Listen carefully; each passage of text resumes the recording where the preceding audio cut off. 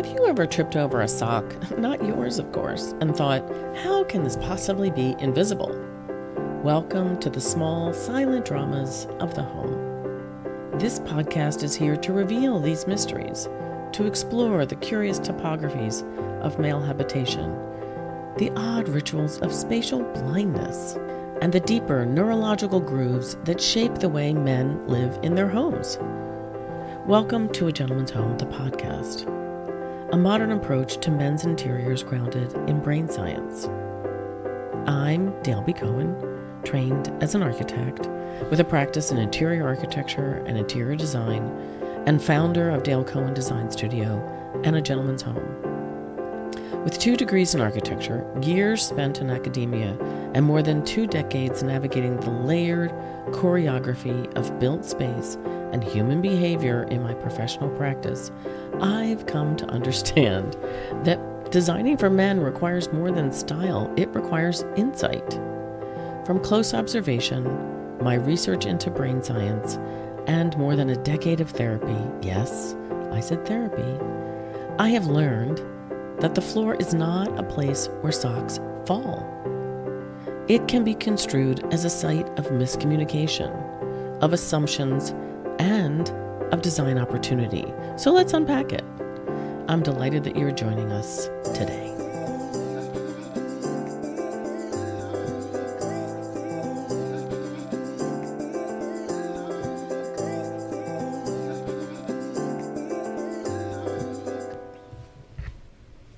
Today's premise: men are not indifferent.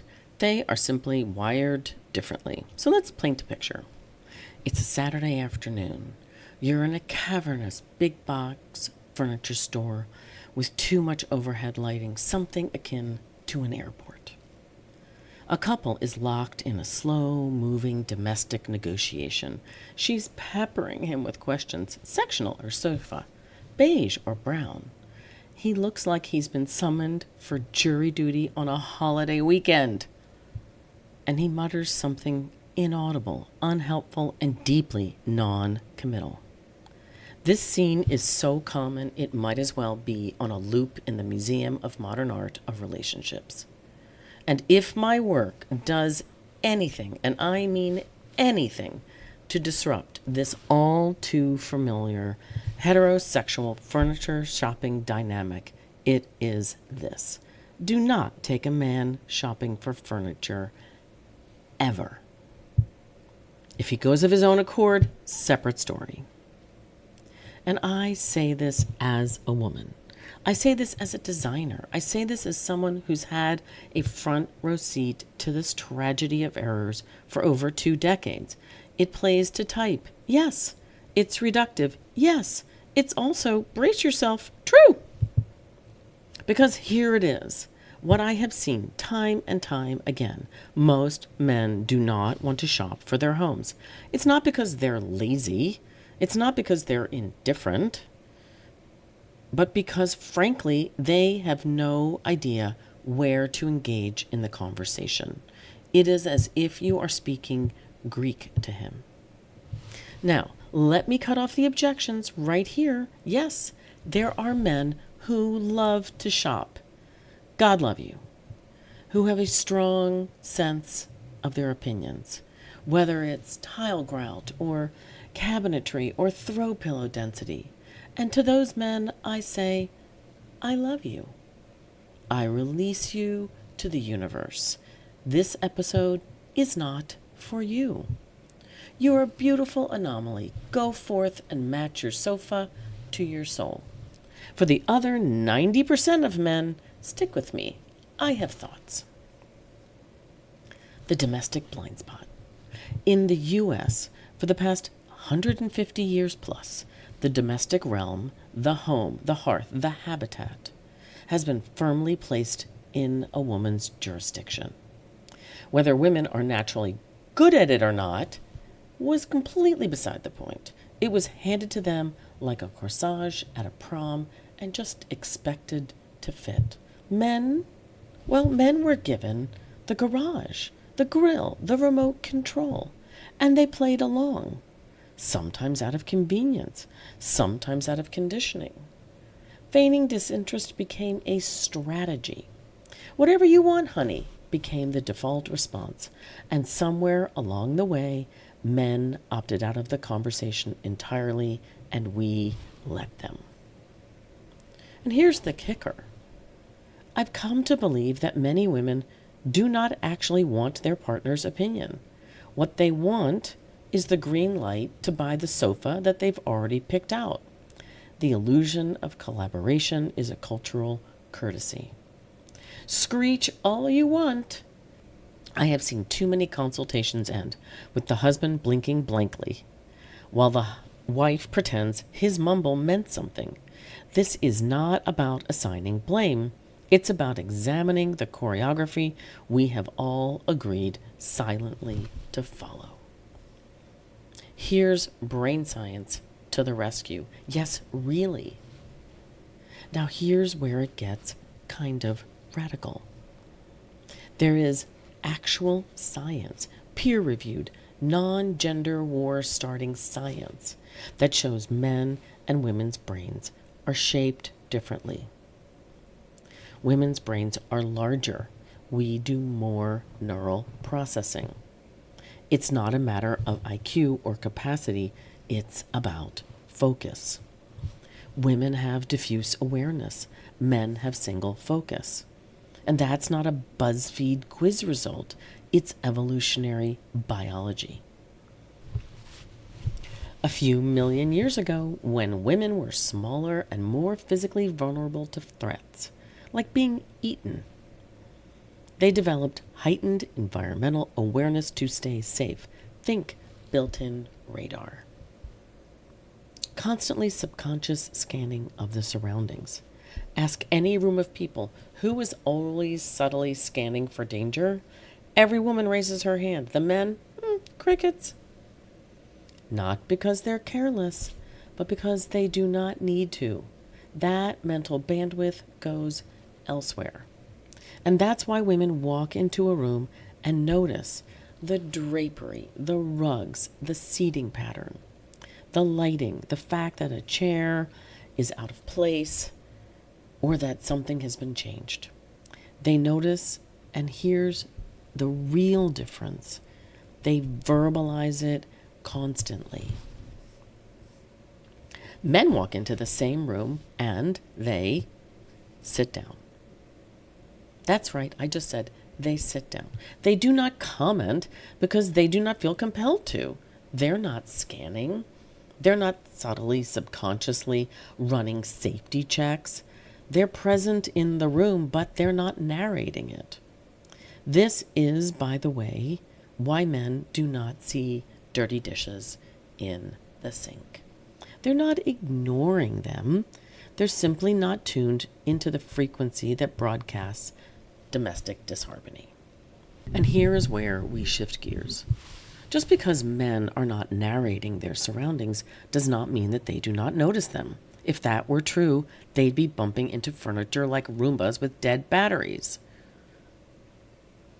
They just do not always have language for what's going on, for what they see. And here's the good news. If you ask a man the right questions, the door swings open. Let me give you an example. A few years ago, I was at an alumni event at the Yale Club in New York City. It's a gorgeous, Gilded Age building with ornate and heavy decoration and tons of history. I found myself chatting with a group of lawyers, smart, articulate, detail-oriented guys. One of them casually mentions that he owns 5,000 books. I'm stunned. That's a lot of books, I say. He nods. Yeah, they're all in my Brooklyn brownstone. I say, you must have a very, very patient wife. He laughs, and I start picturing what kind of library would he like? What would it look like? What would the colors be? What would the layout be? How tall would the bookshelves go all the way to the ceiling? What color would the wood be? What kind of wood would there be? My brain was sort of spinning out of control. And then I think, what would he want? What would something say to him like, stay a while, alphabetize me. So I asked him something simple but specific. When you were at Yale, where did you like to study? Notice I did not ask him what he liked. So suddenly, once I asked the right question, the words tumbled out of him. He described a small nook at the Sterling Library with the leather chair that looked out a specific window. There was a specific stained glass window that he liked. This wasn't just a memory, it was an emotion. It was architecture. It was design. It was an intimate experience. It was his worldview made visible through the right question. I did not ask him, do you like modern or traditional? Do you want oak or walnut? I did not show him fabric swatches. Granted, he also was not my client. I asked him to take me somewhere that meant something to him, and he did just that. That is how you unlock a man's aesthetic sensibility, not by dragging him through a store under fluorescent lighting, but by asking to connect to a specific lived experience. So my takeaway, men do have thoughts about their surroundings. They simply have not been asked in the right way to unlock the answer. The trick is bypassing that kind of showroom script that most of us ask, tapping into a memory, an emotion, an instinct. Ask about experiences that have mattered to them. Interior design is not about pillows or paint colors. It's about building an environment that supports your identity.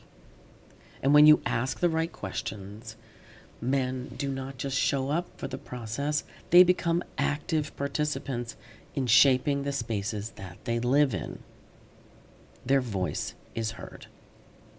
So no, this is not about turning every guy into a metrosexual. It's about helping men to realize that their environment matters to them. They just need a way to say it out loud, and we need to help them. If you want to understand a man's space, do not ask about style. Ask about what shaped him. Until next time, please remember, your home is more than a backdrop. It's the first draft of your story, so design it with intention. I trust that in our time together, you've gained more than just the fleeting satisfaction of hearing someone chatter on about design. It is my hope that this conversation has reshaped your thinking about our world and how we relate to one another. For more about Dale Cohen Design Studio and A Gentleman's Home, please visit us at dalecohendesignstudio.com. There you will see some of our design work and learn more about the breadth of my career from teaching to leadership. And you can find out about our new collaborative e-design consulting services. For anyone who mentions podcast in the subject line of your email to us, we will provide a 15-minute free consultation. Thanks so much for your listening.